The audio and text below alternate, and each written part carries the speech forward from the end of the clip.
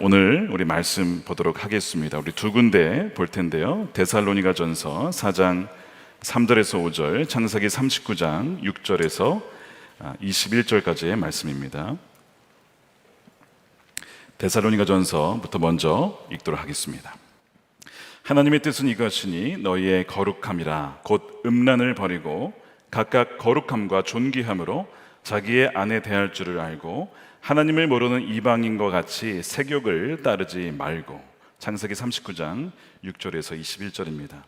주인이 그의 소유를 다 요셉의 손에 위탁하고 자기가 먹는 음식 외에는 간섭하지 아니하였더라. 요셉은 용모가 빼어나고 아름다웠더라.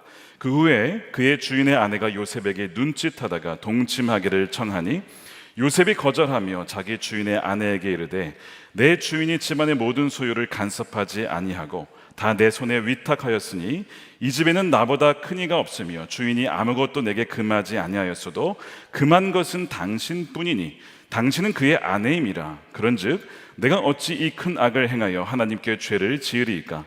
여인이 날마다 요셉에게 청하였으나 요셉이 듣지 아니하여 동침하지 아니할 뿐더러 함께 있지도 아니하니라. 그러할 때에 요셉이 그의 일을 하러 그 집에 들어갔더니 그 집 사람들은 하나도 거기에 없었더라. 그 여인이 그의 옷을 잡고 이르되 나와 동침하자. 그러나 요셉이 자기의 옷을 그 여인의 손에 버려두고 밖으로 나가매 그 여인이 요셉이 그의 옷을 자기 손에 버려두고 도망하여 나감을 보고 그 여인의 집사람들을 불러서 그들에게 이르되 보라, 주인이 히브리 사람을 우리에게 데려다가 우리를 희롱하게 하는도다. 그가 나와 동침하고자 내게로 들어오므로 내가 크게 소리 질렀더니 그가 나의 소리 질러 부름을 듣고 그의 옷을 내게 버려두고 도망하여 나갔느니라 하고 그의 옷을 곁에 두고 자기 주인이 집으로 돌아오기를 기다려 이 말로 그에게 말하여 이르되 당신이 우리에게 데려온 히브리 종이 나를 희롱하려고 내게로 들어왔으므로 내가 소리 질러 불렀더니 그가 그의 옷을 내게 버려두고 밖으로 도망하여 나갔나이다. 그의 주인이 자기 아내가 자기에게 이르기를 당신의 종이 내게 이같이 행하였다는 말을 듣고 심히 노한지라. 이에 요셉의 주인이 그를 잡아 옥에 가두니 그 옥은 왕의 죄수를 가두는 곳이었더라. 요셉이 옥에 갇혔으나 여호와께서 요셉과 함께 하시고 그에게 인자를 더하사 간수장에게 은혜를 받게 하시매. 아멘. 하나님의 말씀입니다.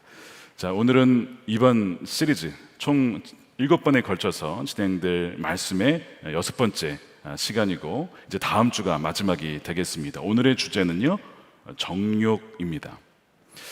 사실 목회자로서 다루기에 참 부담스러운 주제이지만 너무나 중요한 주제고요. 오늘날 이 사회 가운데 이 정욕에 대한 이슈가 없는 것이 없을 정도로 너무나 팽배하게 사람들의 영혼을 지금 병들게 하는 그런 바로 죄 중에 하나입니다.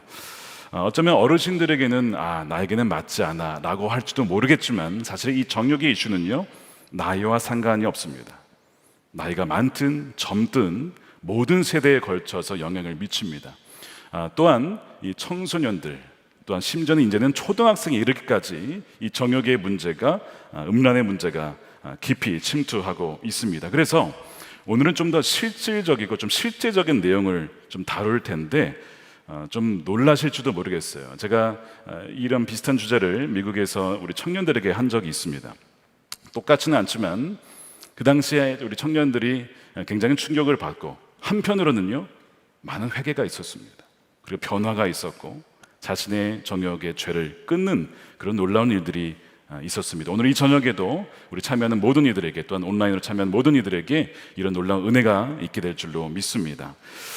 사실은 어쩌면 지금 이와 같은 시점에 우크라이나 전쟁이 끝나지 않았고 또한 경제 위기, 식량 위기가 다가오는 시점에 꼭 이런 사적인 정욕 문제를 다루어야 되는가 이렇게 생각하는 분들이 있을지도 모르겠습니다.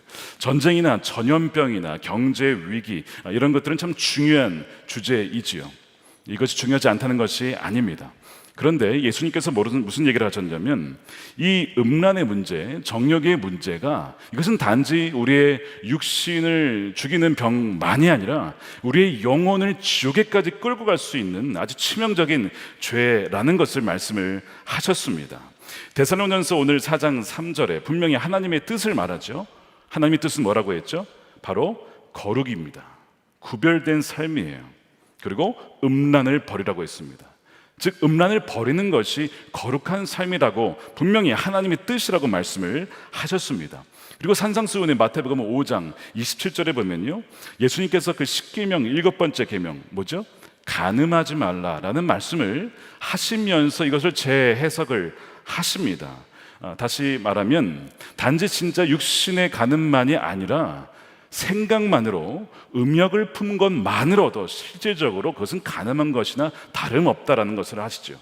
그러면서 거기에 대한 파급 효과가 어떠한 것인지를 5장 29절에 이렇게 말씀을 하세요. 만일 내 오른 눈이 너로 실족하게 하거든 빼어내버리라. 너의 백체 중 하나가 없어지고 온몸이 지옥에 던져지지 않는 것이 유익하다. 뒤에 뭐라고 했죠? 지옥의 얘기가 나와요. 지옥. 음욕과 지옥을 연결시키고 있습니다. 음욕의 죄는 단지 육신의 문제가 아니라 이것은 영적인 문제라고 지금 예수님께서 말씀을 하시는 것이죠. 그리고 그 음욕의 문제가 생각보다, 우리가 생각하는 것보다 훨씬 더 파괴력이 크다는 것입니다. 그러나 지금 우리가 살아가는 시대는요, 이 정욕과 음욕이 이제는 더 이상 문제가 아니라 당연한 것이다라고 여겨지는 우리가 시대에 살고 있습니다. 저는 말씀을 오늘 준비하면서 좀 놀란 것이 하나 있습니다. 여러분 혹시 오늘 새벽기도 드리시거나 영상으로 참여하시면 한번 손 들어보세요. 오늘 새벽기도 말씀의 본문이 뭐였죠? 레위기 18장이었습니다. 저는 저 나름대로 시리즈를 준비하고 새벽기도 본문은 나름대로 진행이 되고 있었는데 오늘 딱 그것이 만났어요. 레위기 18장은요, 성경 전체에서 이 음란 문제를 비정상적인 성관계를 다루는 아주 구체적인 본문 중에 하나입니다. 근데 그것과 오늘 주제가 딱 만난 거예요. 오늘 하루에.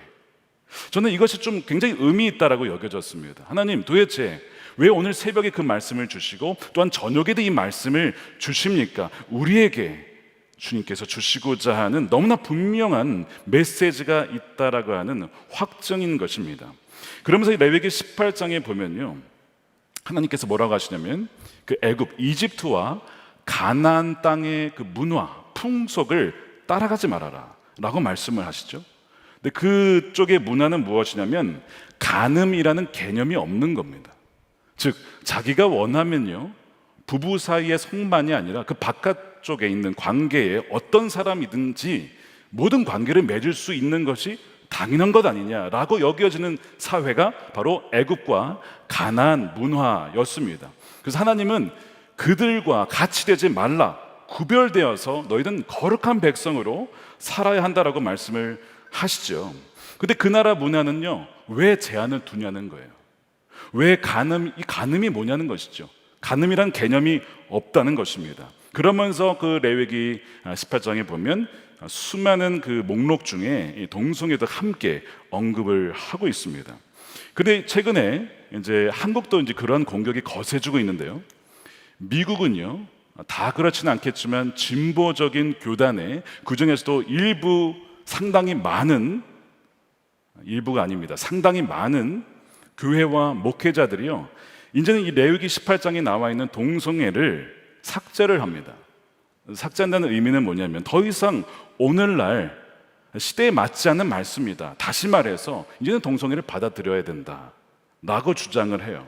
그래서 지금 이 교단적으로 분열이 일어나고 문제가 되는 것이 바로 그것입니다. 그들의 주장은 바로 이것은 옛날 고대 중동의 문화였다, 이거를 오늘날 우리에게 강요하는 것은 아주 시대착오적인 메시지라는 것입니다. 그래서 레위기 18장에는 이 동성애 구절을 삭제를 하자, 이거는 빼라는 것입니다. 그 주장을 해요. 그러면서 그것을 지지하는 논거 중에 하나가 뭔지 아십니까? 여러분 아셔야 됩니다. 뭐냐면 바로 노예제도 폐지를 얘기를 합니다. 노예제도가 한때 있었지만 지금 폐지되지 않았냐, 그러니까 이 동성애를 지금 폐지해야 된다, 그러니까 동성애 반대하는 것을 폐지해야 된다는 거예요. 이제 시간이 지나면 이건 자연스럽게 그런 식으로 가게 되어 있다, 그것이 바로 진보다라고 얘기를 해요. 사회가 발전하면서 노예제도가 폐지가 되듯이 동성애를 금지하는 것도 이제는 폐지가 되어야 된다, 이렇게 주장을 합니다. 많은 사람들이 굉장히 논리적이네, 정말 그런 것 같네, 그리고 그렇게 합류해야 내가 굉장히 진보적인 사람이라고 여겨집니다. 그래서 굉장히 젊은 사람들이 여기에 확 딸려가요. 여러분 어떻게 생각하십니까? 누군가가 이렇게 주장할 때 여러분 뭐라고 대답하시겠어요? 근데 여러분 노예제도 폐지를 한번 생각해 보십시오. 그것이 어떻게 폐지가 되었습니까? 노예를 부리다가 이 노예를 부리는 것이 하나님의 뜻이 아니다, 이것이 죄라고 느껴진 거예요. 아, 이것이 죄구나, 하나님이 기뻐하시지 않는 것이구나 라고 깨달아서 노예가 폐지가 된 거죠. 근데 지금 동성애는 뭐예요? 동성애가 죄다라고 했는데 이것이 죄가 아니다라고 하는 거죠. 같은 겁니까? 다른 거죠. 완전 반대로 가고 있는 거예요.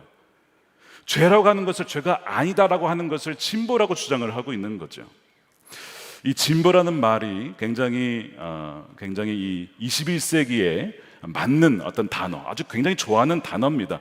누구나 다 진보적이길 원하죠. 앞서가길 원합니다. 그런데 여러분, 진보라는 말에는요 무슨 의미가 있냐면 어떤 기준에 의해서 어떤 것이 진보적이고 기준에 의해서 어떤 것이 퇴보하고 있다라는 기준을 전제를 두고 있어요. 그걸 아셔야 됩니다. 뭐의 기준에서 진보고 뭐의 기준에서 퇴보라는 것입니다. 그러면 그 기준은 도대체 무엇일까요? 보통 이 동성애를 찬성하는 분들의 사상은 신을 믿지 않습니다. 보통 진화론을 주장하죠. 우리 인간이나 생물은 우연하게 태어난 것이다. 그렇기 때문에 사실 우연하게 태어났기 때문에 기준이라는 게 있을 수가 없는 거예요. 세우는 것이 만드는 것이 다 기준이 되는 것이죠.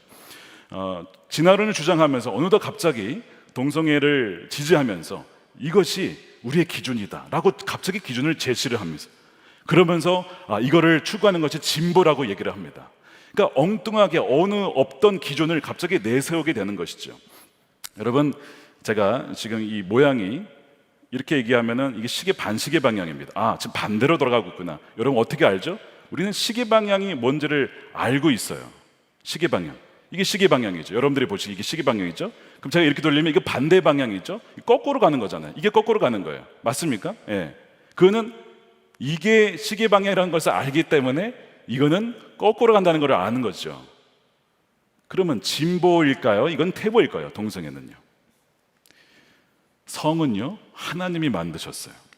하나님이 남자와 여자를 지으시고 그 다음에 그 둘이 하나가 되는 것을 부부와 가정이라고 하셨고요. 그 다음에 그 성은 부부 안에서만 허용이 되었습니다. 그래서 이 동성은 맞지 않는 거예요. 이것은 하나님의 기준과 그 법도에 거꾸로 가는 것입니다. 간음도 마찬가지죠. 거꾸로 가는 것입니다. 거기에 기준에서 이것은 지금 거꾸로 가는 것이구나, 퇴보하는 것이구나. 그 기준이 무엇이죠? 하나님이고요, 말씀이고요, 그분의 성품입니다. 우리는 그 기준에 맞추어서 어떤 것이 진보적인지 어떤 것이 퇴보하는 것인지를 구별하게 되는 거예요. 그래서 C.S. 루이스가 순전한 기독교에서 진보에 대해서 이런 얘기를 합니다. 우리는 모두 진보를 원합니다. 여러분도 원하십니까? 어떤 진보냐가 다른 것이죠. 그러나 진보한다는 것은 우리가 가고자 하는 그곳에, 이게 기준이에요. 가고자 하는 곳에 점점 더 가까이 간다는 것이 진보라는 것이죠. 그런데 방향을 이게 아니라 반대로 가게 되면 계속 진보하는 것이 실은 뭐예요? 퇴보하는 것입니다. 기준에서 멀어지니까.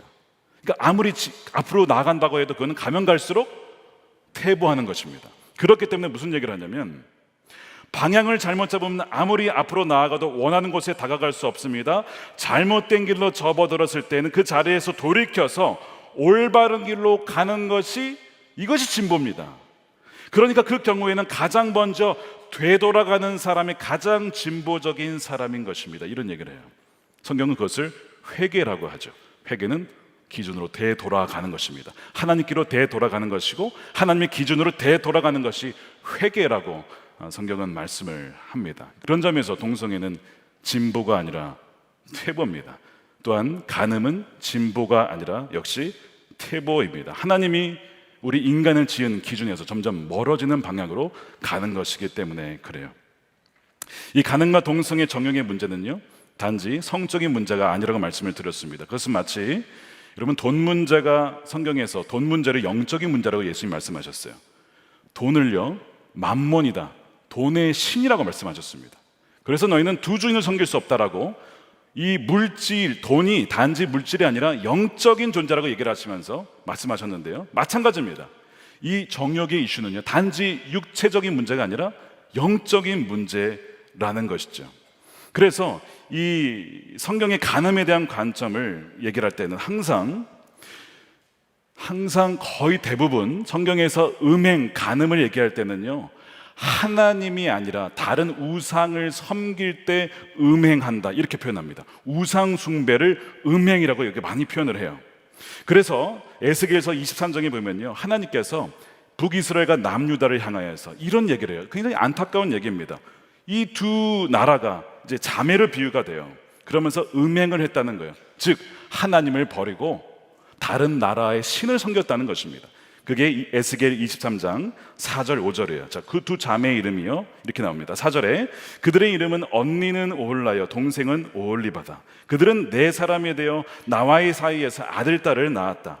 그들을 좀 더 밝히자면 오홀라는 사마리아고 북이스라엘입니다. 오홀리바는 예루살렘 남유다죠. 그런데 오홀라는 나에게 속한 여인이었으면서도 이웃에 있는 아수르죠, 아시리아의 연인들에게 홀려서 뭐 했다고 되어 있죠? 음행했다. 하나님이 아니라 우상을 섬긴 것을 음행이라고 표현을 해요. 그의 동생 오홀리바는 이것을 보고서도 자기 언니의 음란한 행실보다 더 음란하여 자기 언니보다 더 많이 홀리고 타락하였다. 성경에서 음행, 음란을 말할 때는 단지 육체적인 것을 말하는 것이 아니라 뭘 말한다고요? 영적인 음행을 말할 때가 상당히 많습니다.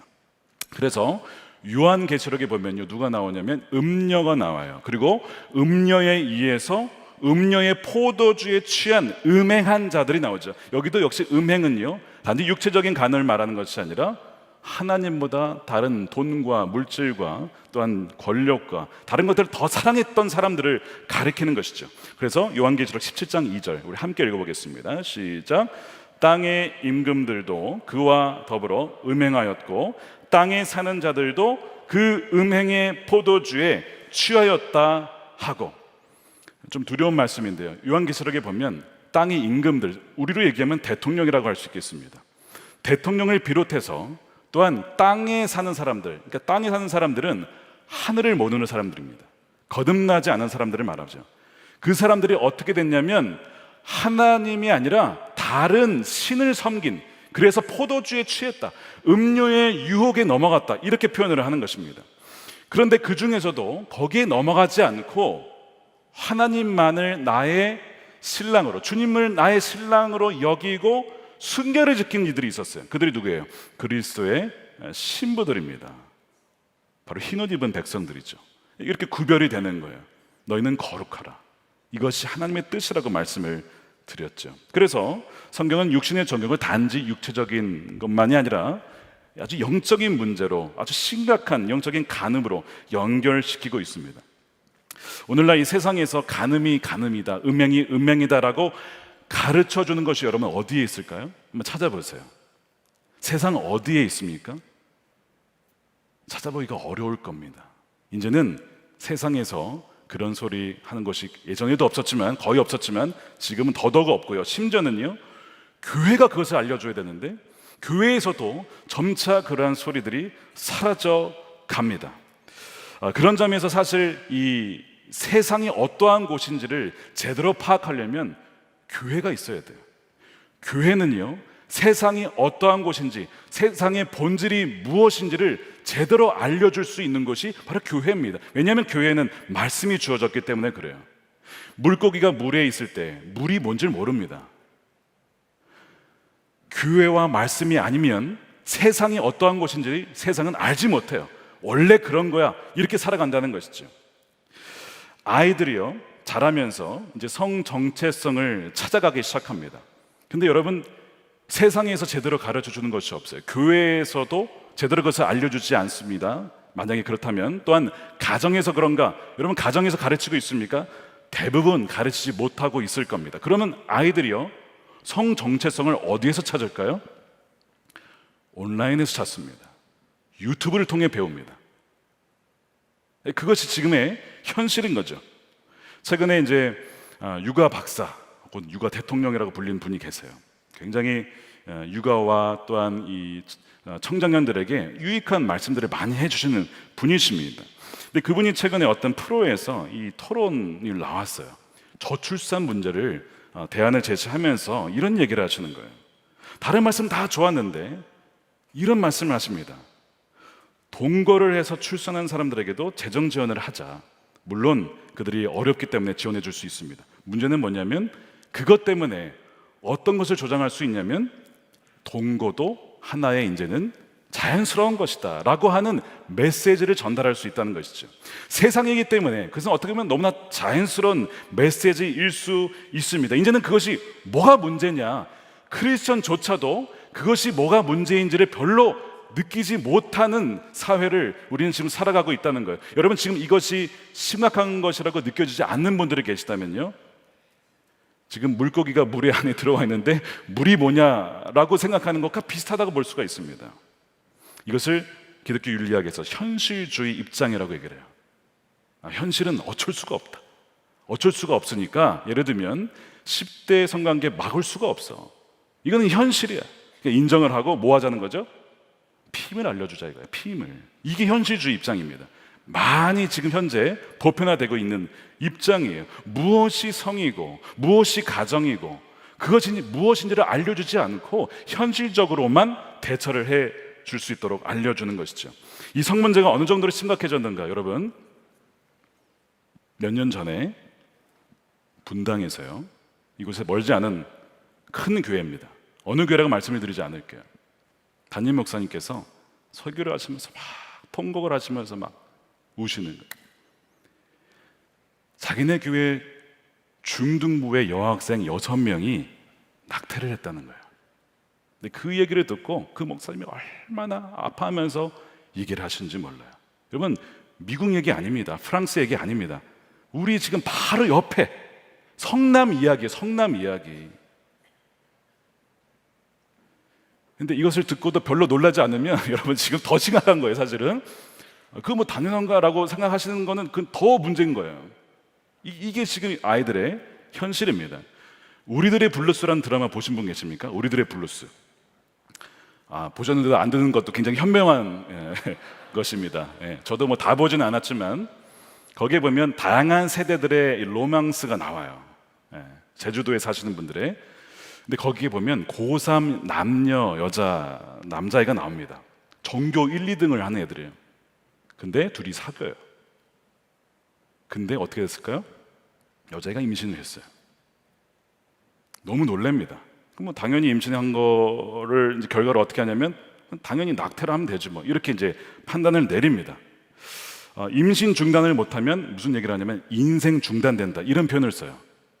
그러니까 당연히 낙태하는 것이 맞다. 그래서 이제 산부인과를 갔어요. 문제는 뭐냐면 벌써 임신 6개월이라는 겁니다. 22주가 넘었어요. 위험한 거예요. 산모에게도 위험하고 아기도 위험하고 그 다음에 그냥 낙태를 못합니다. 부모의 동의가 필요하고 돈이 많이 들어가고 이러면서 이제 이게 꼬이기 시작해요. 그러는 이제 갈등 중에 남자애가 이런 얘기를 합니다. 그냥 낳자는 거예요. 그러면서 주장하는 이유가 뭐냐면 자기 아이이기도 하다는 거죠. 여자에게 전혀 위로가 안 됩니다. 그게 오히려 더 화가 나요. 우리 산에 뭐 그렇게 깊어? 막 이러면서 그러면서 이제 드라마가 굉장히 갈등 구조로 가다가 이제 어느 순간에 오게 됐냐면 결국 이제 산부인과로 가게 되어서 낙태를 하러 가는데 돈까지 다 모아놨어요. 근데 그 산부인과 의사가 초음파 소리를 들려줍니다. 아예 심장 뛰는 소리를 들려줘요. 그리고 자기가 이제 그 여자애가 듣기 싫다고 하면서 울면서 도무지 낙태를 할 수 없는 상황에 가게 되죠. 그리고 결국에는 그냥 낳자라고 이제 뭐 이야기가 그렇게 흘러갑니다. 근데 이제 이 드라마를 방영하고 나서 그 작가가 엄청난 비판을 받았어요. 여러분, 왜 비판받았을까요? 진부하다 이거예요. 이게 어느 쪽 기준을 가지고 지금 이거 드라마 이렇게 하냐 이거죠. 지금 시대가 어느 시대인데 여성의 자기 결정권이 있어서 할 수 있는 세대인데 지금 드라마에서 뭐 하는 짓이냐 이거예요. 그 작가 누구냐 이거죠. 막 테러를 엄청나게 했습니다. 사실 그 작가의 입장에서는 지금 이 10대 성관계가 이게 더 이상 이 감출 일이 아니라 현실적인 문제이기 때문에 낙태가 아니라 생명에 대한 존중, 중요성을 얘기하면서 동시에 이게 지금 책임질 수 없는 관계의 위험성을 알리는 거거든요. 나름대로 이제 작가는 그렇게 하려고 했던 건데 엄청난 공격을 받았어요. 여러분, 이게 지금 우리가 살아가는 시대예요. 여러분 잘 아실 거예요. 교회가요, 어떤 사명이 있냐면, 이제 그렇게 된 아이들을 여러분 정죄할 수 있겠습니까? 정죄해서는 안 되죠. 품어야죠. 용납해줘야죠. 그러면서 사랑 안에서 동시에 진리를 전해야 하는 사명이 있어요. 이게 쉽지 않은 겁니다, 사실은요. 보통 둘 중에 하나거든요. 정죄하든지 아니면 죄가 아니라고 하든지. 이게 둘 다 문제죠. 그 아이들을 품어주고 용납하면서, 그러나 그 사랑 안에서 진리를 전하는 것은 많은 시간과 기도와 관계와 그것이 필요합니다. 그걸 못하면 이제 포기하는 거예요. 아니면 쉽게 정죄를 해버리든지. 그러니까 교회의 사명이 너무나 중요한 것이죠. 미국의 CDC라고 하는 질병통제센터에서 통계를 냅니다. 매년 미국의 10대 임신율이 어떠냐? 어떠실 것 같으세요? 통계가 수십 년 전부터 계속 떨어지고 있어요. 좋은 통계죠. 근데 자세히 들어보면 이유가 있습니다. 첫 번째, 피임약이 발달했고, 두 번째, 낙태를 많이 했기 때문에 줄어든 거예요. 히스패닉이 제일 높고, 흑인, 백인, 에이시안입니다. 에이시안이 제일 낮아요. 근데 거기서 통계에서 무슨 얘기를 하냐면, 누가 10대에 임신하게 될 확률이 높냐라고 하는데 그 통계가 나왔어요. 누구냐면, 가정에서 돌봄을 받지 못하고 혼자 떨어져 있는 아이, 학교에서도 관심을 받지 못하고 혼자 떨어져 있는 아이일수록 10대 임신율은 그 기하급수적으로 올라간다는 것입니다. 그러니까 지금 여러분 이 통계만 봐도요, 이 교회 공동체의 이 사명이 얼마나 중요한지, 그 학교에서도 어울리지 못하고 가정에서도 편부모 혹은 돌봄받지 못하는 아이들이 있잖아요. 우리 교회에서, 교회가 관심 가져야 될 아이들이죠. 이 간음과 동성애, 낙태, 이제 이런 것들이 이제 우리가 세상의 현실이라는 것을 인식했다면 이제 우리가 본문으로 들어갈 준비가 된 것입니다. 성경은요, 정욕이 무엇인지, 언제 그것이 찾아오는지, 어떻게 이길 수 있는지를 말씀을 합니다. 이 정욕에 대한 많은 본문이 있지만 우리가 잘 아는 요셉 이야기를 통해서 그 가르침을 한번 살펴보고자 합니다. 본문의 배경을 보면 여러분 잘 아시다시피 요셉이 형들에 의해서 노예로 애굽의 종으로 팔려가게 됩니다.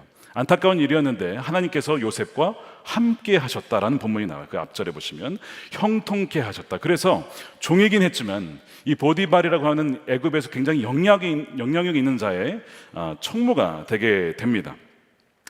그러면서 그가 종이긴 했지만 잘 나가는, 소위 잘 나가는 종이 되었어요. 그것도 감사한 일이죠. 그런데 바로 그때에 유혹이 찾아옵니다. 근데 여기서 잠깐 우리가 퍼즈 잠깐 멈추고요. 언제 찾아왔다고요? 잘 나갈 때. 물론 그렇지 않을 때도 항상 유혹은 찾아오지만 특별히 잘 나갈 때, 성공할 때, 알려질 때, 부유할 때, 그때의 유혹은 더 강력하게 다가온다는 것입니다. 요셉은 독신이었습니다. 그리고 그렇게 성에 대한 관심이 있었던 것 같지는 않은데 그의 주인 보디발의 아내가 요셉에게 다가와요. 자, 그러면서 우리가 그것을 다루기 전에 오늘 본문 처음 읽었던 데살로니가전서 4장 5절의 말씀을 한 번 더 읽어보겠습니다. 5절에 이렇게 되어 있어요.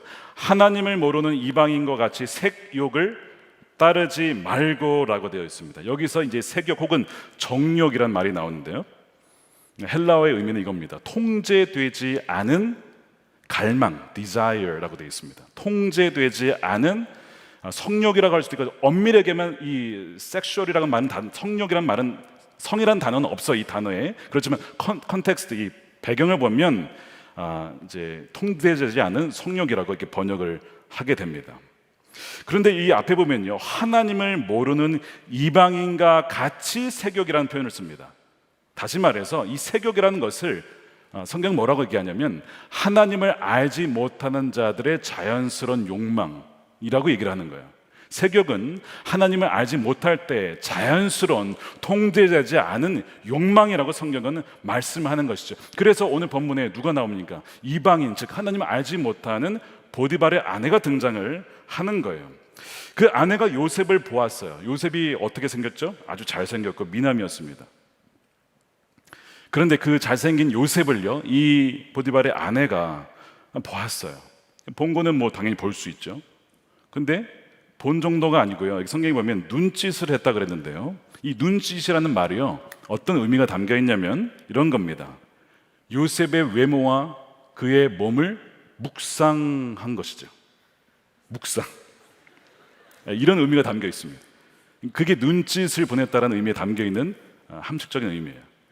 그의 외모와 몸을 묵상을 하니까 그 여인의 생각에 온통 요셉의 외모와 몸과 그 다음에 나중에는 어떻게 될까요? 그와 함께 자고 싶다라는 생각까지 이르게 되는 것이죠. 이것이 뭐예요? 이것이 색욕이고 이것이 정욕입니다. 통제되지 않은 욕망이죠. 근데 이것이 정욕이라고 하는 이 단어가, 간음이라는 단어가 애굽에는 없다라고 했습니다. 그러니까 이 여인은 이것이 문제가 된다고 생각하지 않는 거죠. 그것이 애굽의 문화였기 때문에 그렇습니다. 근데 하나님은 성관계를 부부 안에서만 두었습니다. 그럴 때 성은 복이 되고 기쁨이 되고 선물이 된다는 거예요. 여러분 잠언서의 5장 말씀에 이런 말씀이 나옵니다. 한번 잘 보세요.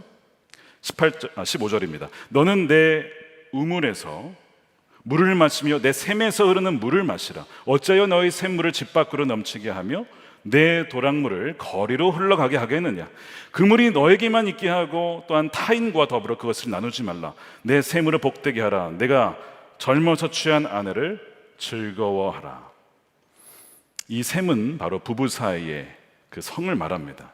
하나님이 그 부부에게만 준 아주 배타적이고 부부에게만 주어진 유일한 샘이에요. 그것을 만끽하라는 것이죠. 그것을 즐거워하라는 것입니다. 서로에게만 허용된 거예요. 다른 사람에게 주어서는 안 됩니다. 그것은 간음이 되는 것이죠. 그런데 정욕은 뭐예요? 그것을 다른 사람에게 넘겨준다거나 다른 사람에게서 그 샘물을 취하려고 하는 것이 바로 정욕입니다. 넘어가는 거예요. 그래서 이 여인을 한번 보시면요, 매일마다 요셉을 바라보고 요셉을 유혹합니다. 10절에 보면 어떻게 되어 있습니까? 여인이 날마다 계속 유혹하는 거예요. 요셉에게 청하는 거예요. 잠자자, 같이 자자, 같이 자자. 날마다 유혹하는 거예요.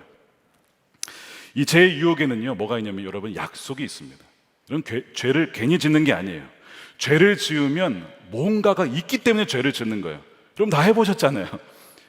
마치 앉으신 것처럼 표정이 그런 적은 난 그런 적이 없다라고 하시는데 죄가 주는 약속이 있어요. 정욕이 주는 약속은 뭘까요? 쾌락입니다. 그것 때문에 넘어가는 거예요. 달콤하거든요. 그런데 그것은 속임수입니다.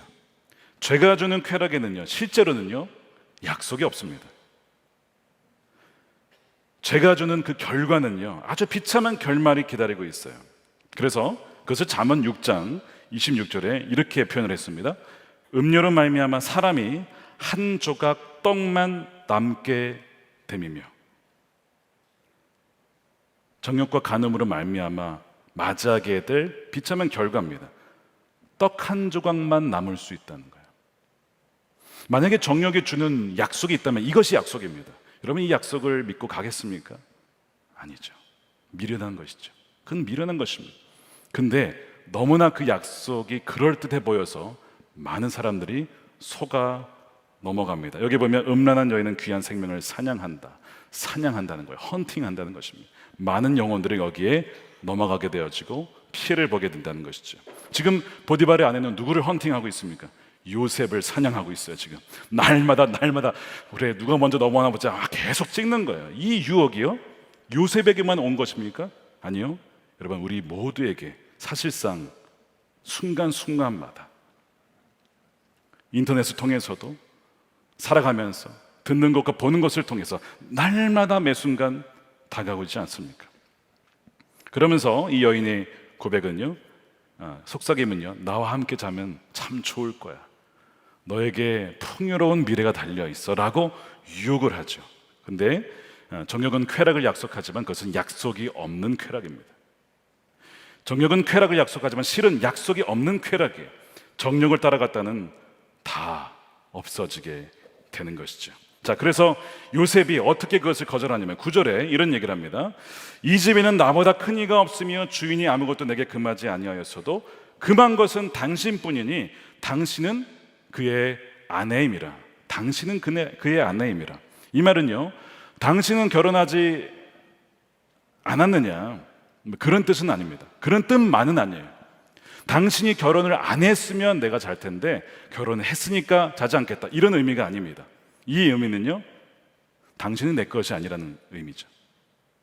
당신은 하나님이 내게 주신 배우자가 아니라는 것입니다. 그 의미예요. 하나님은 오직 성을 부부에게만 허락하셨고 그 안에서만 샘물이 된다고 하셨습니다. 그래서 이 결혼은 굉장히 배타적이에요. 자신의 배우자 외에는 허용을 하지 않습니다. 당신은 그의 아내라는 말 안에, 당신은 나의 아내, 내 것이 아니다, 이 유혹에는 전혀 약속이 없다라고 지금 요셉은 알고 있는 거예요. 당신 나를 지금 유혹하지만 거기에는 전혀 어떤 약속도 있지 않다는 것을 저는 잘 알고 있습니다라는 그런 고백인 것이죠. 이것이 요셉이 거절을 한 이유입니다. 하나님께서 이 결혼을, 또한 이 성을 하나의 상징, 사인으로 삼으셨어요. 뭐에 대한 사인이냐면 하나님과 우리의 온전한 연합에 대한 상징입니다. 그래서 우리가 성을 통해서, 부부의 연합을 통해서, 육체적인 한 몸을 통해서 하나님과 우리가 온전히 하나됨을 누리는 것을 바라보게 하시는 것이죠. 그래서 그 연합은 육체적으로, 정신적으로, 또한 영적으로 모두가 하나 되는 것이지 단지 육신만은 아닙니다. 그래서 부부가 한 몸이 되었다는 것은 뭐라고요? 육체적으로, 정신적으로, 영적으로 전 인격이 하나가 되는 겁니다. 여기서 어느 하나가 빠져서는 안 돼요. 그런데 정욕의 문제는 뭐냐면 몸만 원하는 것이죠. 몸만 원하는 겁니다. 거기에서 몸만 원하는 거예요. 그 사람의 인격과 전 존재를 원하는 것이 아니고 나는 당신의 몸만을 원한다. 이것이 정욕의 유혹이고 세상은 지금 그것이 가능하다라고 얘기를 하는 거예요. 왜 그것이 안 되냐 이거죠. 몸만 원하는 것이 뭐가 문제냐는 거예요. 그래서 이 성을 뭐예요? 상품화 시키잖아요. 상품화 시키는 거예요.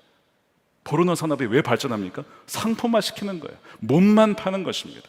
그것이 가능하다라고 하기 때문에 그래요. 그래서 이 정욕의 문제는요, 사람을 비인격화시키고 비인간화시키고 사람을 물건 취급합니다. 쾌락의 대상으로만 만들기 때문에 아주 치명적이고 아주 질이 나쁜 죄 중에 하나입니다. 쾌락은 원하지만 그 인격을 원하지 않기 때문에 그래요. 말씀드린 대로 미국에서는요, 안타깝게도 참 이 동거 문화가 굉장히 보편화되어 있습니다. 말씀드린 대로 이 동거가 뭐가 문제냐라고 할 정도로, 동거가 비정상적이다 말하면 그걸 말하는 사람이 비정상적이다라고 하는 것이 지금 현재 대체적으로 미국의 문화입니다. 물론 아닌 것도 있겠죠. 이유가 무엇일까? 목회를 하면서 물어봤어요. 알아봤어요. 여러 가지 이유가 있습니다. 첫 번째, 경제적인 이유가 있어요. 비싼 렌트비를 낼 수가 없기 때문에 반반씩 내면 도움이 된다 이겁니다. 오케이, 그럴 수 있죠. 두 번째, 결혼하기 전에 한번 테스트를 해보고 싶다는 겁니다. 물건 사기 전에 한번 써보고 괜찮으면 사고 아니면 리턴 하는 것처럼 한번 살아보자 이거죠. 그 이유가 있어요. 소비주의적인 관점입니다. 세 번째도 있는데요, 외롭다는 것입니다. 굉장히 외로워요. 이민사회 외롭습니다. 유학생들 굉장히 외롭습니다. 이겨내셔야 되는데 특별히 너무나 젊은 시절에 혼자 지낸다는 것은 견디기 어렵기 때문에 같이 삽니다. 근데 같이 사는 것까지는 좋은데 이것이 발전을 한다는 데 문제가 있는 것이죠. 그래서 제가 말씀드린 대로 청년부 수련회 때 한 번은요, 이 주제를 다뤘어요. 정욕과 음란에 대해서 우리가 세상의 문화가 있는데 한번 그것을 거슬러 나가는 대학문화 공동체가 한번 되어보자. 그것이 성경의 메시지다 라고 하면서 정말 한 주제를 가지고 그걸 메시지를 전한 적이 있어요. 두 가지로 갈라졌습니다. 반응이. 하나는요, 충격을 받고 자신의 삶에 대해서 회개를 하고 완전 돌아선 아이들이 꽤 많았어요. 저는 제가 보면서도 아이들이 이렇게 바뀔 수 있구나 하는 것을 제가 보면서도 놀랄 정도로 그런 변화가 있었고요. 다른 한편 뭐가 있을까요? 교회에 등록하러 왔다가 충격적인 메시지를 듣고 떠난 이들도 있었습니다. 이제 그건 왜 그러냐면 이게 관계가 있으면요, 진리를 말해도 아이들이 받아줘요. 목사님이 우리를 사랑하시니까, 그리고 이게 진리의 말씀이니까 받아주는데, 관계가 없는 상황에서 진리만 던지면요 충격을 받고 그렇게 되는 거예요. 그런 일들도 있었어요. 근데 제가 고민이 됐습니다. 이거를 수위 조절을 어떻게 하지 하다가 그냥 다 전하기로 했어요. 제가 만약 여기서 타협하기 시작하면 앞으로 계속 타협할 것 같더라고요. 그래서 사랑 안에 진리를 전하자. 근데 어쨌든 그렇게 전하고 났는데 그때 여러 가지 통계를 보여주었습니다. 통계를. 그 중에 어떤 통계가 있었냐면요, 이런 통계가 있었어요. 결혼하기 전에 연인들 사이에서 아무래도 이제 관계를 맺게 되는 경우가 꽤 있습니다. 한 절반 정도가 있다고요. 1,800명 한국의 대학생들 대상으로 조사를 했더니 50%가 관계를 맺습니다. 그러고 나서 조사를 해봤어요. 관계를 맺은 다음에 얼마나 그 관계가 지속이 되었습니까? 라는 것을 했는데 응답을 했습니다. 이렇게 응답이 나왔어요. 이게 한 2, 3년 전 통계입니다. 미국 통계 아니고 한국 통계예요. 관계를 맺고 일주일 뒤에 헤어졌다가 21%, 5명 중에 1명은 헤어진 거예요. 일주일 뒤에 헤어졌다. 한 달 뒤에 헤어졌다가 35%, 전체적으로 86.4%가 2년이 안 돼서 헤어졌습니다. 물론 원인은 다양할 것입니다. 근데 이것이 보여주는 것 중에 하나가 무엇이냐면, 정욕이란 그 사람의 전 인격과 존재를 원하는 것이 아니라 단지 그 사람의 몸만을 원하고 쾌락을 원한다는 것이죠. 그래서 그때 이 메시지를 나누면서 남자든 여자든 단지 친밀함을 원한다고 해서 거기에 넘어가면 안 된다라고 말씀을 했습니다. 친밀함에 더해서 두 사람과의 사이에 신뢰도를 쌓아야 한다라는 얘기를 했습니다. 리처드 포스터가 이제 돈, 섹스, 권력이라는 책에서 이런 얘기를 해요. 언제 둘이 결혼을 해야 되냐? 사랑이라는 삼각형에서 한쪽은 친밀함입니다. 한쪽은 신뢰도예요. 이것이 자라서 만날 때, 이때는 결혼할 때가 되었고 이제 결혼해서 두 사람이 한 몸이 될 때가 되었다는 것이죠. 그런데 보통은 어떤 경우가 있냐면 두 사람이 엄청 친밀해요. 그러니까 이 친밀함은 정서적인 것뿐만 아니라 사실 대부분 육체적인 친밀함입니다. 잘하는데 신뢰도는 잘하질 못해요. 그러니까 나도 그 사람에게 신뢰가 되어주지 못하고 나도 그 사람을 또한 신뢰하지 못하는, 그러니까 신뢰도는 잘하지 못하면 이거는 안 되는 거거든요. 이건 기다려야 됩니다. 신뢰가 쌓아질 때까지 쌓아져서 만나야 되거든요.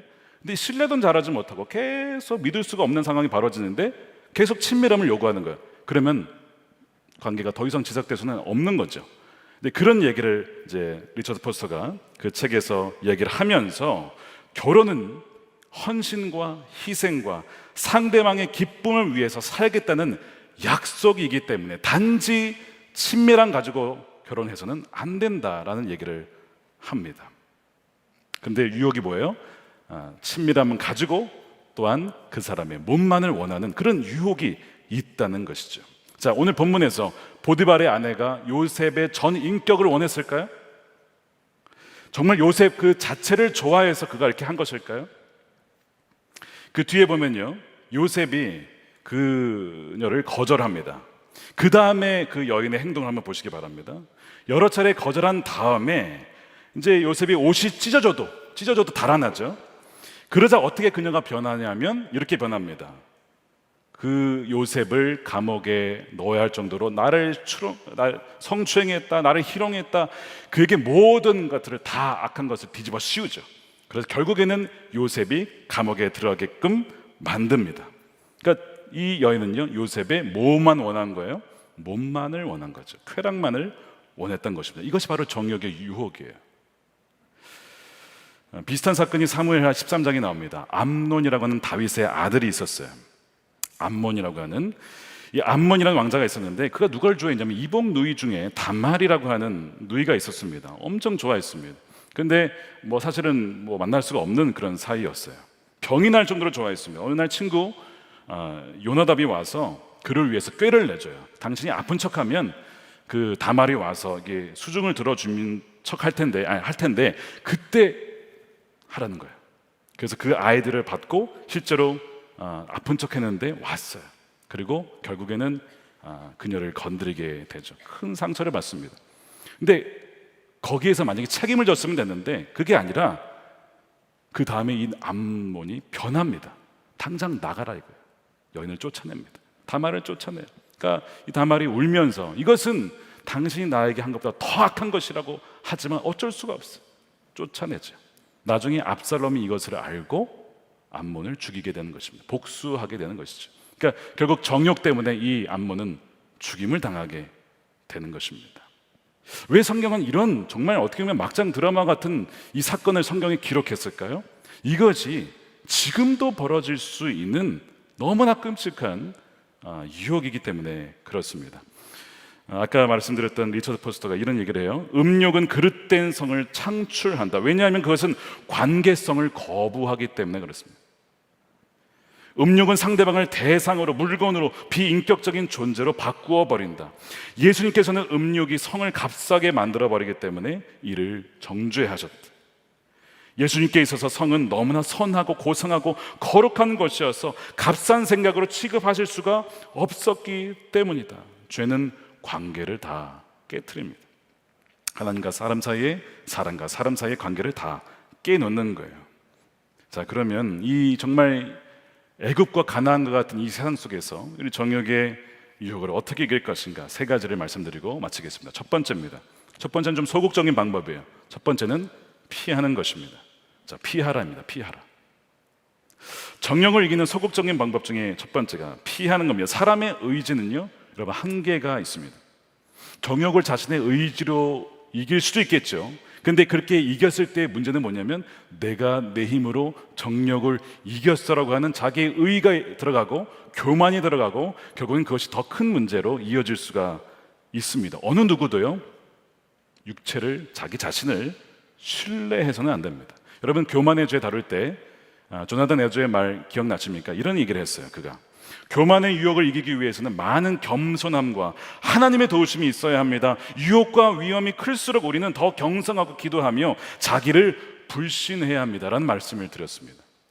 이 정욕의 이슈도 마찬가지입니다. 나는 괜찮아, 나는 이길 수 있어. 그 사람이 가장 위험한 사람이에요. 항상 환경 속에서 내가 어디에 약한지, 무엇에 약한지를 알아야 돼. 우리 자신을 알아야 됩니다. 그리고 그런 환경을 피하는 것이 지혜입니다. 모세도 교만을 이기지 못했어요. 그렇게 온유하다고 했던 모세도 교만을 이기지 못했는데 하물며 우리에게는요, 다윗도 하나님 마음에 합한 사람에게 불린 그 다윗도 밧세바의 간음을 피할 수가 없었습니다. 하물며 우리에게 있습니까? 우리는 우리 자신을 절대 신뢰해서는 안 된다는 거예요. 우리가 정욕의 죄를 이길 수 있다라고 하는 그런 확신에 빠져서는 안 된다는 것이죠. 그래서 우리가 그 환경을 피하는 것은 가장 기본적인 아주 지혜로운 선택입니다. 여러분, 요셉 정도면 유혹 이길 수 있지 않을까요? 근데 그도요, 자신을 신뢰할 수가 없는 거예요. 그래서 그가 한 일은 뭐냐면 보디발의 아내와 있는 환경, 단 둘이 있는 환경을 피한 것이죠. 자, 10절에 보세요. 동침하지 아니할 뿐더러 함께 있지도 아니하더라. 아예 함께 있는 걸 아예 피해버리는 거예요. 함께 있다가 무슨 갑자기 생각이 바뀔 줄 모르니까 아예 함께 있는 것도 피했다는 것이죠. 나중에 이제 그 여인이 이 눈짓으로 안 되니까 어떻게 해요? 잡아 끌잖아요. 요셉 일로 와 이러면서 잡아 끈단 말이에요. 그래서 이제 옷을 막 찢고 나가게 되는 것인데요, 그렇게까지 다가오는 거예요. 그때가 아무도 없을 때, 집안에 아무도 없을 때였어요. 그러니까 아무도 보지 않을 때, 그때가 가장 취약할 때입니다. 아무도 보지 않을 그때 여러분은 언제, 그리고 여러분들은 어떤 분이십니까? 영성은 결국 아무도 보지 않을 때 그 사람이 무엇을 하는가가 그 사람의 영성이죠. 요셉은요, 맞서서 싸우는 것이 아니라 싸우기 위해서 자리를 피하는 거예요. 자, 12절에 그 여인이 그의 옷을 잡고 이르되 나와 동침하자. 그러나 요셉이 자기의 옷을 그 여인의 손에 버려두고 밖으로 나가매. 영어로 보니까 run이라는 동사를 썼어요. 뛰쳐나간 거예요. 뛰쳐나갔다. 도망치듯 나갔다는 거예요. 죄와 치열하게 싸우기 위해서 나간 겁니다. 그리고 자신은요, 맞서서 이길 방도가 없어요. 그래서 도망친 거예요. 이것이 믿음의 분투입니다. 누가 그리스도의 신부냐? 이런 믿음의 분투가 있는 사람이 신부입니다.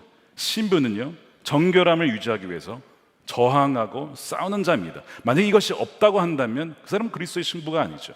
요셉은요, 그리스도의 신부였기 때문에 싸우기 위해서 나간 것, 그 자리를 피한 것입니다. 욥이 의인 중에 의인이잖아요. 욥이 이런 얘기를 했어요. 참 제가 어렸을 때부터 들었던 말씀이에요. 욥기 31장 1절입니다. 나는 내 눈과 언약을 맺었다. 어찌 처녀에게 주목하라. 처녀가 문제가 아니라 자신은 처녀에게 약하다는 걸 알았어요, 욥이. 그래서 커버넌트, 언약을 맺었다는 거예요. 근데 여기에 보면 주목하다라고 했으니까 그냥 보는 건 문제가 아니에요. 주목하다는 것은요, 아까 뭐라고요? Pay attention to, 계속 바라보는 거예요. 묵상하는 거예요. 그러지 않겠다. 왜? 그렇게 되면요, 자기에게 유혹이 다가오고 자기가 넘어질 수 있기 때문에. 그래서 그렇게 하지 않겠다고 눈과 언약을 맺었다는 것이죠. 반대로 여성에게는 이 근육질의 이 남자의 몸을 보지 않겠다, 뭐 이런 언약을 맺게 되는 것이죠. 그것이 치열하게 싸우기 위한 스스로 어떤 환경을 조성하는 어떤 자신의 의지인 것이죠. 그러나 두 번째가 있습니다. 단지 피하는 것으로는 정욕을 이길 수가 없어요. 두 번째는요, 주님을 주목하는 것입니다. 자, 오늘 보면요, 이 요셉이 귀한 점은 뭐냐면 정욕의 그 환경을 피할 뿐만 아니라 동시에 거기에 머무르지 않고 피하면서도 항상 하나님을 주목했다는 점이 있습니다. 피하면서 동시에 뭘 했다고요? 하나님을 주목했다는 거예요. 그것이 9절입니다. 이 집에는 나보다 큰 이가 없으면 주인이 아무것도 금하지 않았지만 당신은 그의 아내임이라 그런즉 내가 어찌 이 큰 악을 행하여서 하나님께 큰 죄를 지으리까. 갑자기 대화 중에 하나님 얘기를 합니다. 지금 요셉과 보디발 안에 단둘이 있는데 대화를 하면서 지금 요셉은 누구를 보고 있어요? 하나님을 보고 있어요. 그게 영성이죠. 대화를 하지만 동시에 하나님을 바라보고 하나님이 나를 주목하고 이것을 주목한다는 것을 인식하는 것입니다. 그것이 요셉의 영성이에요. 이것이 음란과 정욕의 유혹을 이기는 힘입니다. 하나님에 대한 자각과 인식이에요. 어떠한 상황이 있어도 요셉의 눈은 그녀가 아니라 하나님께 고정이 되어 있었다는 거예요. 왜 그렇다고요? 그리스도의 정결한 신부니까.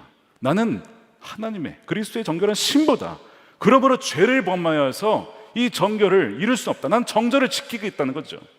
이것이 바로 요셉이었습니다. 죄에 있어서 가장 큰 문제는 죄의 유혹이 크다는 것이 아니라 우리가 하나님을 주목하지 못한다는 데 있습니다. 죄의 유혹이 큰 게 아니에요. 죄의 환경이 너무나 거세고 거칠어서 문제가 되는 것이 아닙니다.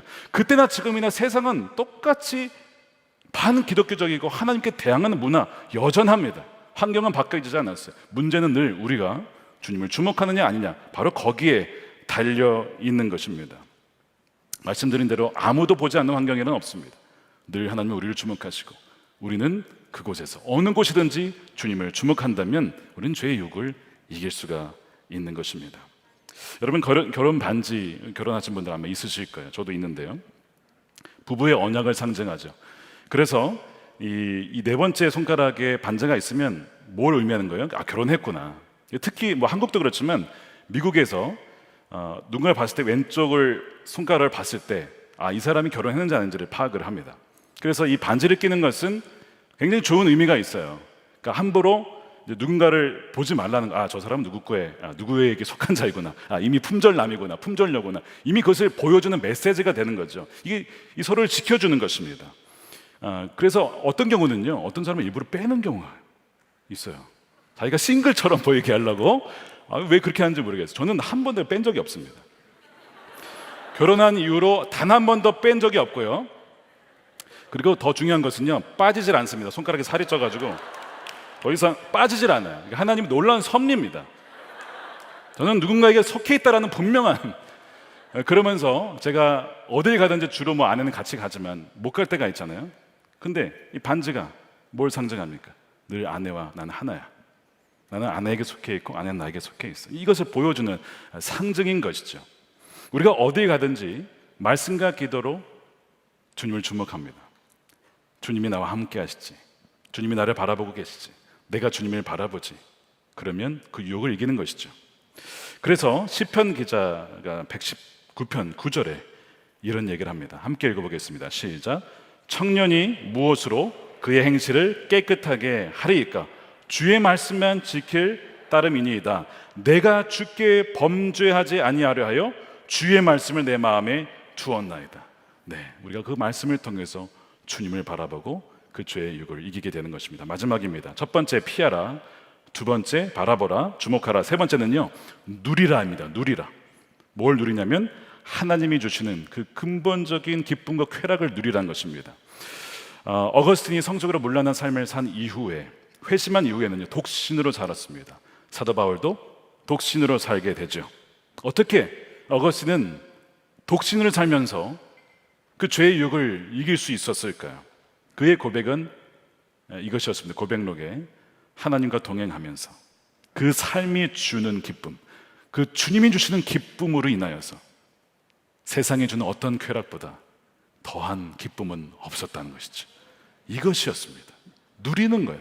물론 부부에게는요, 그 성을 주었기 때문에 그 안에서 부부의 안에서 누릴 수 있는 셈이 있어요. 그럼 독신으로 살아가는, 그리스도를 위해서 자신의 인생을 드린 사람들은요, 그리스도의 신부로서 주님만이 주시는 더 궁극적인 기쁨으로 살아갈 수 있다는 것입니다. 그러면서 다윗이 이런 얘기를 하죠. 하나님을 예배함으로 누린 기쁨을 시편 4장 7절에 이렇게 얘기를 합니다. 주께서 내 마음에 두신 기쁨은 그 어떤 것보다 더합니다. 5장 11절에 주께 피하는 모든 사람은 다 기뻐하며 주의 보호로 말미암아 영원히 기뻐 외치고 주의 이름을 사랑한 자들은 주를 즐거워합니다. 그 즐거움이 있다는 거예요. 즐거움이 그리스도와의 연합으로 오는 그 기쁨, 그것으로 즐거워했다는 거예요. 그런데 다윗이 정욕에 빠졌어요. 그러고 보니까 느낀 게 뭐예요? 떡 한 조각만 남더라는 것이죠. 그것이 의미하는 것은 뭐냐면 하나님의 임재의 기쁨을 잃었습니다. 그가 괴로워하죠. 그러면서 그가 시편 51편에 회개를 하면서 고백한 것이 이거였어요. 구한 것이 주님 앞에서 나를 쫓아내지 마시고 주님의 성령을 나에게서 거두어가지 말아주십시오. 주님께서 베푸시는 구원의 기쁨을 내게 회복시켜 주십시오. 그 기쁨이 가장 저에게 큰 기쁨입니다. 그것을 비로소 알게 되는 거예요. 여러분, 오늘 말씀을 이제 정리하면서 돌아보면 우리가 다윗입니다. 오늘 본문에 보면 요셉보다는요, 우리는 보디발의 아내에 더 가깝습니다. 우리는 정결하고 순결한 그리스도의 신부보다 창녀에 더 가깝지 않습니까? 단지 이것은 육체적인 것을 말하는 것이 아니라 주님보다 더 사랑하는 것들이 있지 않았냐는 거예요. 우상 숭배와 영적인 간음을 한 것이 우리 아니냐는 것이죠. 호세아를 버리고 떠난 청녀 고멜과 같지 않냐는 것입니다. 그래서 이 요한계시록에 나오는 그리스도의 정결한 신부와는 거리가 먼 것 같은 느낌이 많이 들 때가 있습니다. 그럼 맞습니다. 그리스도의 정결한 신부들, 요한계시록이 나오는데요, 가만히 읽어보면 그들도 처음부터 정결했던 것은 아니었어요. 그 근거가 무엇이냐? 요한계시록 22장 14절입니다. 자기 두루마기를 빠는 자들은 복이 있으니 이는 그들이 생명나무에 나아가며 문들을 통하여 성에 들어갈 권세를 받으려 함이로다. 이들은 본래 더러운 넝마와 같은 옷을 입던 자이던데 예수 그리스도의 정결한 피로 자기의 두루마기를 빤 자입니다. 회개로 말미암아 변화된 거예요. 여러분, 의인은 아무도 없어요. 모두가 다 창녀와 같고 모두가 다 음란한 여인과 같은 것입니다. 예외인 자는 아무도 없는 것이죠. 그런데 그리스도를 만나 그분의 보혈로 정결함을 입게 된 죄인이자 동시에 의인이 바로 그리스도인입니다.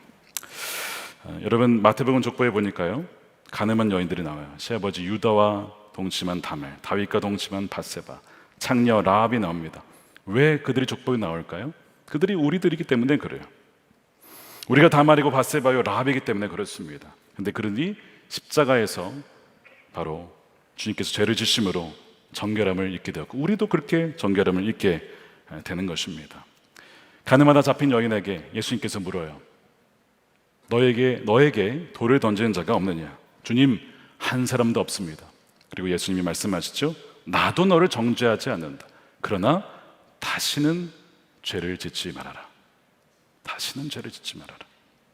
아니, 죄라고 정죄했으면 정죄해야지 왜 그냥 보내실까요? 여러분, 왜 그럴까요? 예수님이 대신 내가 돌 맞을 거야. 지금 오늘 본문에서 보디발의 아내가 죄인인데 누가 들어가 있어요? 요셉의 감옥에 들어갑니다. 요셉은 그리스도를 상징해요. 억울하게 누명을 쓰고 대신 죄값을 치릅니다.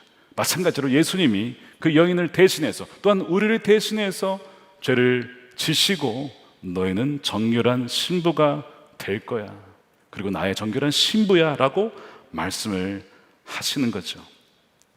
이거 정확하게 십자가에서 일어난 사건입니다. 우리가 오늘 이 말씀을 믿을 때에 정말 이제는 다른 자가 아니라 그리스도 안에서만 누릴 수 있는 그 기쁨을 누리고, 이제는 다른 쾌락이 아니라 주님이 주시는 그 기쁨을 또한 만족을 누리는 자가 되는 것입니다. 자, 피하는 것과 더불어서 주를 주목하고 동시에 그리스도와의 연합을 통해서 누리는 그 기쁨을 누릴 때 우리는 정욕을 이기며 나아가는 주의 그리스도의 신부가 되는 것입니다. 오늘 이 약속의 말씀을 붙잡고 우리가 계속해서 하나님 이 죄와 싸우며 이기며 승리할 수 있는 저와 여러분들이 되시기를 주님의 이름으로 축원합니다. 우리 함께 찬양하겠습니다. 나의 하나님이란 찬양인데, 이 찬양은 1절은 하나님이 당신의 신부인 우리들에게 말씀하시는 고백이고, 2절에서는 우리가 하나님께 고백하는 가사가 나옵니다. 아마 모르시는 분들은 한번 처음에 들어보시고 두 번째부터 따라 하셔도 좋겠습니다. 거기에 보면 거룩히 살아갈 힘이 하나님께서 주신다라는 것을 고백합니다. 우리가 이 찬양 함께 부르신 후에 우리 함께 기도하겠습니다.